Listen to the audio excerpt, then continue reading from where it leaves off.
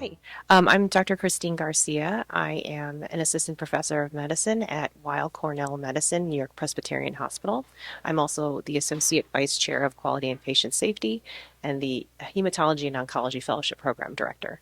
And you are working in this field since when?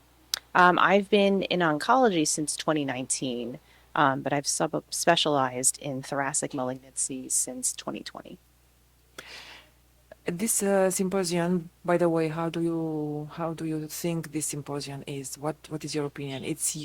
I've heard a lot of opinions that it's so useful to bring together different fields, different specializations.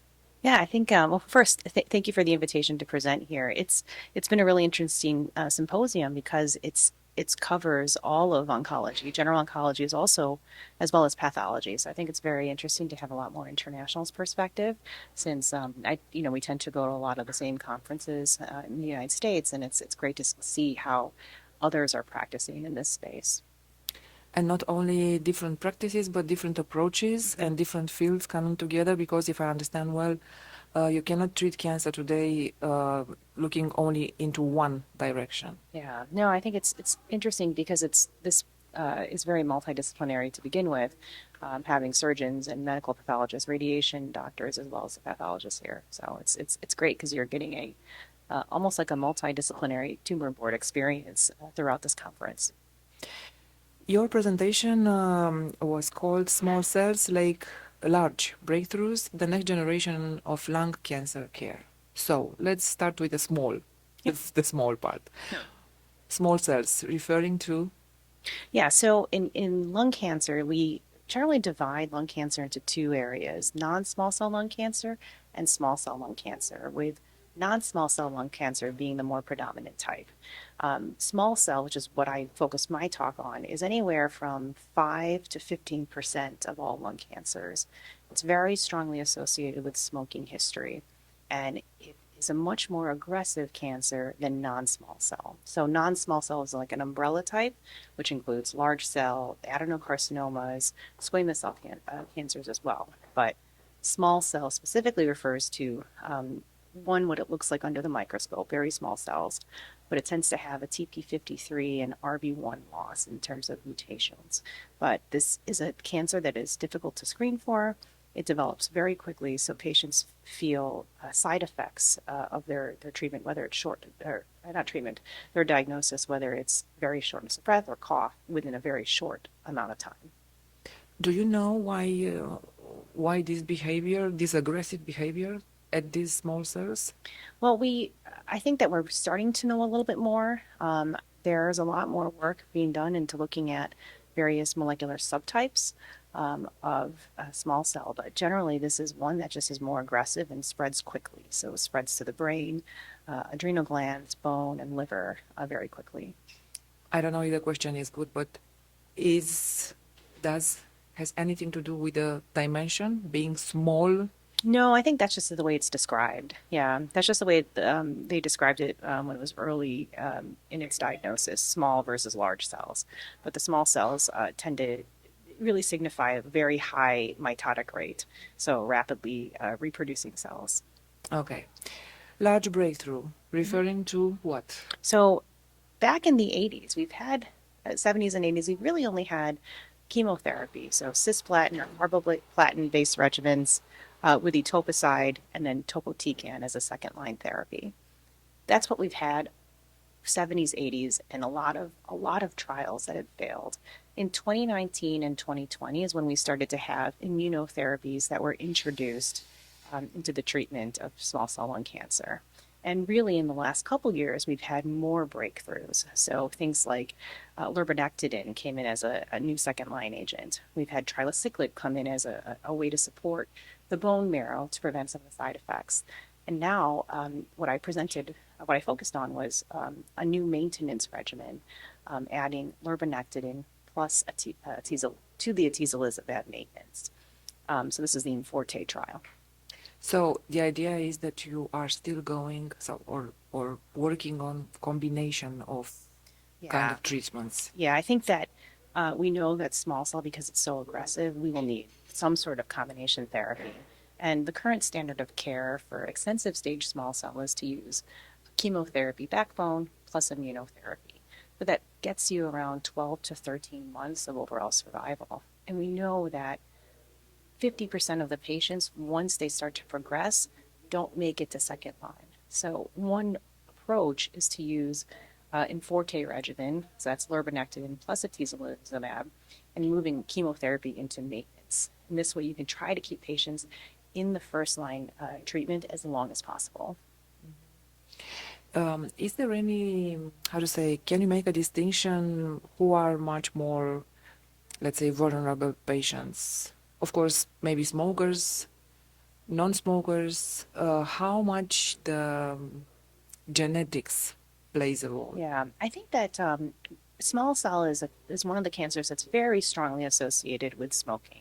Whereas when you look at non-small cell lung cancers, there's a large number of cancers or in adenocarcinoma that are often never smokers. So one area of interest that I look at is EGFR mutated lung cancer, and this tends to affect females who are never smokers, and they tend to be Asian Pacific Islanders too. So they've had no smoking history, which means, at least in the United States, they're not screened for lung cancer. So, EGFR, ALK fusion or ALK mutations are another area that we see in a lot of non-smokers. NTRK, and other ones I'm thinking of like Medexon 14. So we have targeted therapies, and they tend to be in patients without a smoking history. And these, so can you attribute only to genetics? Yes. I don't think you can attribute it all to genetics, and I think we're learning more and more, especially in small cell, because we know it's very closely associated with smoking, but we're discovering more and more now that there are molecular subtypes. So I think in the next few years, we'll have more of a precision approach to small cell lung cancer.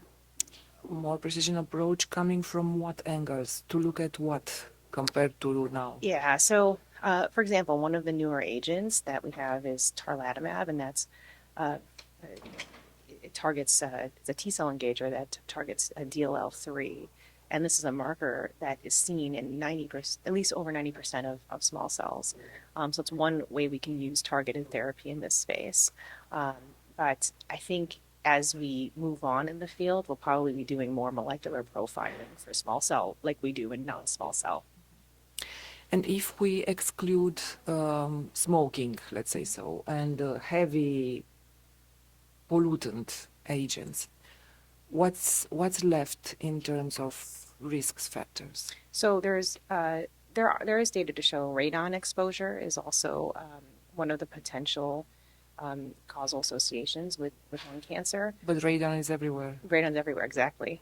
And I think that we're also trying to look more into environmental risk factors, because if it's not smoking and you have all these patients who are never smokers, we're starting to look more at pollution on a sort of very close neighborhood level. So I think that's also an area that more population sciences is going to start looking at.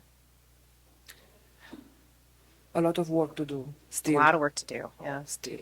But it is a good, it's exciting to see medications that are coming into this space that are really providing better survival for our patients. So I'm happy to see more and more drugs that are being available and soon for our patients. In terms of progress, what is progress for you in your field?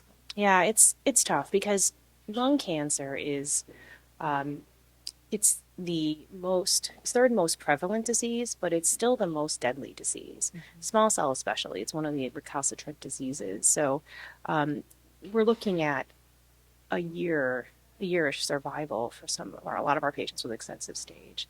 There are neuro trials coming out very early in terms of their numbers. Like for example, the tarlatamab regimen.